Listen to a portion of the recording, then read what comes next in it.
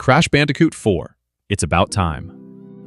Crash Bandicoot 4 doesn't just want you to beat the game, it demands perfection across dozens of levels in multiple modes. You need every platinum relic, which means speedrunning each stage flawlessly with zero room for mistakes, mastering the triple spin, and hitting N. Sanely perfect runs where you collect every gem without dying once. Levels like Toxic Tunnels and Nitro Processing turn into pixel-perfect nightmares that will have you restarting hundreds of times. Trophy hunters often feel pure rage during those endless failed attempts, their hands cramping from intense focus. But when that final platinum relic pops and the overachiever trophy unlocks, the wave of exhausted triumph is unforgettable. This one's infamous for being one of the purest skill check platinums of its generation. Vanquish. Vanquish throws you into blistering, high-speed cover shooter action on steroids, but the real villain is the tactical challenges. These 6 brutal combat arenas test every trick in your arsenal, especially the final one that feels borderline impossible even on repeat tries. Players grind through the campaign only to slam into a wall of precision and survival that demands god-tier movement and timing. The frustration builds as deaths pile up in these short, punishing tests, leaving hunters exhausted and doubting their reflexes. Yet, conquering them delivers that rare, heart-pounding satisfaction, the kind that makes you feel like a true badass who just slayed a legend. Injustice 2. Injustice 2 lures you in with its flashy superhero fights and multiverse events, but the platinum hides a nasty, multiplayer-shaped trap. You need ranked wins against a player base that only gets sweatier over time, plus a soul-crushing grind for specific abilities and character levels that can stretch into hundreds of hours. Many hunters feel the slow burn exhaustion of repetitive grinding sessions, mixed with the anxiety of jumping into ranked matches where one mistake ends your streak. The journey tests patience more than pure skill, and when that final trophy hits after endless evenings of fighting for every victory, the relief is mixed with disbelief that you actually stuck it out. XCOM 2.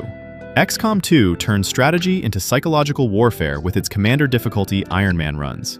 One save file, no reloads, every decision matters, and a single ambush or bad RNG can wipe out hours of progress in an instant. You must master squad tactics, base building, and perfect timing across an entire campaign where permadeath is always lurking. Hunters describe the journey as constant tension and heartbreak, watching beloved soldiers fall to cruel chance or one miscalculated move. The exhaustion is mental. The frustration peaks during devastating late-game wipes, but beating the game on Iron Man delivers unmatched satisfaction, like you've truly earned the title of Immortal Commander. Returnal. Returnal is a roguelike bullet hell masterpiece that punishes you with constant death and procedural levels, but the Platinum's true brutality comes from the survey trophies. You must hunt down every single collectible and glyph scattered across randomly generated biomes, where luck dictates whether you'll see a specific item after 10 runs or 50.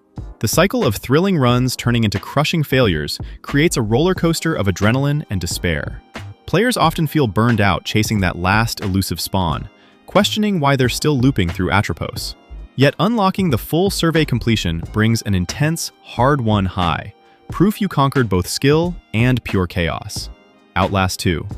Outlast 2 strips away every comfort for its nightmare and insane difficulties. No checkpoints on Insane means one death sends you back to the very beginning, while enemies move faster and the darkness feels suffocating without reliable camera batteries. You need flawless memorization of every chase, jump scare, and hiding spot across the entire horrifying journey. Hunters endure raw terror mixed with mounting frustration during those perfect runs that crumble at the final sections. The exhaustion hits deep after repeated full playthroughs, but surviving Messiah mode leaves you with a twisted sense of accomplishment, like you've stared into the abyss and came out victorious. Bloodborne. Bloodborne's Platinum forces you beyond the main game's gothic nightmares into the endless, procedurally twisted Chalice dungeons. These deep, optional labyrinths are packed with brutal enemy swarms, deadly traps, and bosses that hit harder than anything in the base game, especially the infamous Defiled Chalice that cuts your health in half. The grind feels endless and punishing, with hunters often hitting walls of fatigue and rage quit moments against relentless dungeon crawls.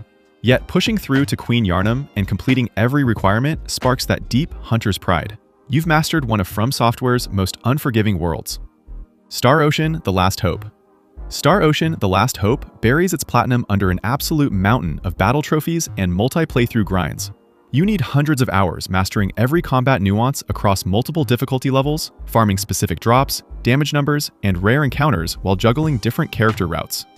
The journey is defined by mind-numbing repetition that tests your endurance more than reflexes, leaving players drained from endless enemy waves and stat tracking.